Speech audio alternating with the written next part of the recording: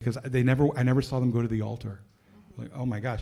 Or, are they going to be okay? I remember they didn't go to church, and there's just so much anxiety that comes with it. And yes, and there's so much what I would call bad theology when it comes to things like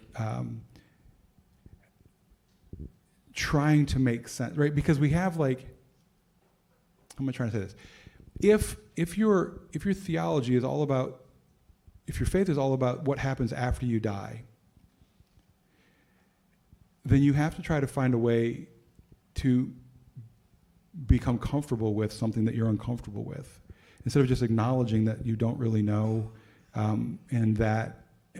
So I also just want to preface, I think that Christianity needs to be more about what happens when you're alive than what happens when you're dead. But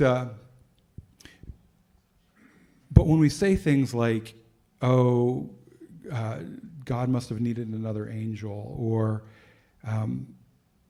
when people say that, I do think that they're well-meaning. But I also think this, but they're actually trying to comfort themselves more than they are the other person.